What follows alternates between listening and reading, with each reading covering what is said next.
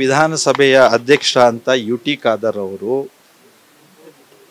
ಸಭಾಧ್ಯಕ್ಷರಾಗಿ ಕಳೆದ ಈ 2.5 ವರ್ಷದ ಅವಧಿಯಲ್ಲಿ ಆಡಳಿತದ ಸುಧಾರಣೆಯ ಹೆಸರಿನಲ್ಲಿ ಸಾಕಷ್ಟು ಭ್ರಷ್ಟಾಚಾರವನ್ನು ಮಾಡಿದ್ದಾರೆ ಅನ್ನುವಂಥ ಆರೋಪ ಈಗಾಗಲೇ ಮಾಧ್ಯಮ ವಲಯದಲ್ಲಿ, ಸೋಷಿಯಲ್ ಮೀಡಿಯಾ, ಯೂಟ್ಯೂಬ್ ಚಾನಲ್ ಇತ್ಯಾದಿ ಎಲ್ಲದರೊಳಗೆ ಬರ್ತಾ ಇದೆ.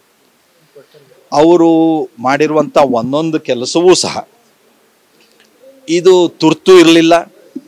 ಹಣಕಾಸಿನ ಇಲಾಖೆ ಅನೇಕನ್ನ ತಿರಸ್ಕರಿಸಿತ್ತು. ಆದಾಗ್ಯೂ ಮುಖ್ಯಮಂತ್ರಿಗಳ ಪ್ರಭಾವದಿಂದ ಅದೆಲ್ಲವೂ ಮಂಜೂರಾತಿ ಪಡೆದು 4G ಎಕ್ಸೆಂಪ್ಷನ್ ಅನ್ನು ಪಡೆದು ಇದನ್ನು ಮಾಡಿದ್ದಾರೆ ಅನ್ನುವಂಥ ಆರೋಪ ಇದೆ. ಅದರೊಳಗೆ ಶಾಸಕರ ಭವನದ ರೂಮಿಗೆ ಹಾಕಿರುವಂಥ ಸ್ಮಾರ್ಟ್ ಲಾಕರ್ಸ್ ಇರ್ಬೋದು, ಅಲ್ಲಿ ಬೇರೆ ಬೇರೆ ಎಲ್ಲ ಉಪಕರಣಗಳು ಇದೆಲ್ಲವೂ ಸಹ, ಅದಲ್ಲದೆ ಪುಸ್ತಕ ಮೇಳದಿರ್ಬೋದು, ಲೈಟಿಂಗ್ ಮಾಡಿರೋದಿರ್ಬೋದು, ಶಾಸಕರಿಗೆ ಮಸಾಜ್ ಚೇರ್ ಇಟ್ಟಿರೋದಿರ್ಬೋದು, ಊಟ ತಿಂಡಿ ಕೊಟ್ಟಿರೋದು, ಅಲ್ಲಿ ಈ TV AI ಮಾನಿಟರ್ಡ್ TV ಹಾಕೋದಕ್ಕೆ ಮಾಡಿರೋದಿರ್ಬೋದು, ಹಾಸಿಗೆ ಅಂದರೆ ಇದನ್ನು ಕಾರ್ಪೆಟನ್ನು ಹಾಕೋದಕ್ಕೆ ಮಾಡಿರೋದಿರ್ಬೋದು, ಪ್ರತಿಯೊಂದು ಅವ್ರು ಏನೇನು ಮಾಡಿದಾರೋ ಅದು ಎಲ್ಲದರೊಳಗೆ ಭ್ರಷ್ಟಾಚಾರದ ವಾಸನೆಗಳು ಬರ್ತಾ ಇದೆ. ಯಾರ್ದೋ ಕೆಲವರಿಗೆ, ಮಂಗಳೂರು ಮೂಲದವರಿಗೆ ಕೊಡ್ತಿದ್ದಾರೆ ಅನ್ನೋ ಆರೋಪವೂ ಸಹ ಇದೆ.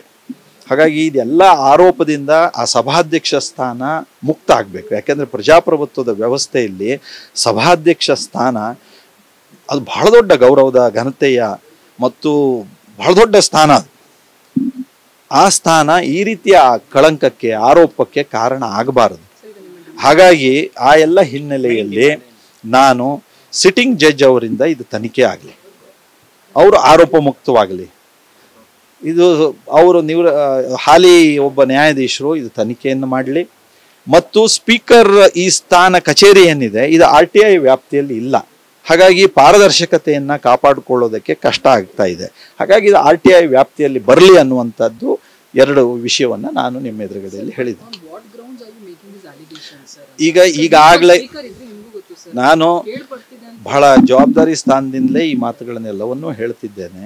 ಈಗಾಗಲೇ ಇದು ಪತ್ರಿಕೆಗಳಲ್ಲಿ, ಸೋಷಿಯಲ್ ಮೀಡಿಯಾಗಳಲ್ಲಿ, ಯೂಟ್ಯೂಬ್ ಚಾನಲ್ಗಳಲ್ಲಿ ಎಲ್ಲ ಕಡೆಯಲ್ಲಿಯೂ ಈಗ ನಾನು ಉಲ್ಲೇಖಿಸ್ತಾ ಇರೋದು ಕಾಲಕ್ಕೆ ಬಂದಿದೆ. ಕಾಲಕ್ಕೆ ಇದು ಹೊರಗೆ ಬಂದಿದೆ. ಈ ರೀತಿ ಆರೋಪದಿಂದ ಮುಕ್ತ ಆಗಬೇಕು.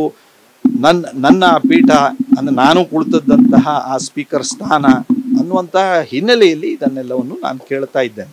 ನ್ಯಾಯಾಂಗ ತನಿಖೆ ಆಗಲಿ, ಸಿಟ್ಟಿಂಗ್ ಜಡ್ಜಿಂದ ಅವರು ಆರೋಪ ಮುಕ್ತರಾಗಲಿ. ನಾನು ಸಂತೋಷ ಪಡುವಷ್ಟು ಇನ್ಯಾರು ಪಡೋದಿಲ್ಲ. ನ್ಯಾಯಾಧೀಶರು ಈ ಎಲ್ಲ ಅಂಶದ ಹಿನ್ನೆಲೆಯಲ್ಲಿ ತನಿಖೆಯನ್ನು ಮಾಡಲಿ.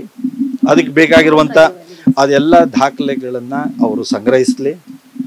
ಅದರೊಳಗೆ ಏನೇನು ಆಗಿದೆ, ನಾನು ಹೇಳಿರೋ ವಿಷಯಗಳು ಏನು ಸರಿ ಇದೆ, ತಪ್ಪಿದೆ, ಅದನ್ನು ಬಹಿರಂಗಪಡಿಸಲಿ ತನಿಖೆಯಿಂದ. ಈಗ ತನಿಖೆ ಆಗಲಿ ಅಂತ ನಾನು ಹೇಳ್ತಿರುವಾಗ ಆ ತನಿಖೆಯ ವ್ಯಾಪ್ತಿಯಲ್ಲಿ ಇದೆಲ್ಲವೂ ಬಂದೇ ಬರುತ್ತೆ. ನಾನು ಕೇಳಿದರೆ ನನಗಿರುವಂಥ ಮಾಹಿತಿಯನ್ನು ನಿಶ್ಚಿತವಾಗಿ ಕೊಡ್ತೀನಿ.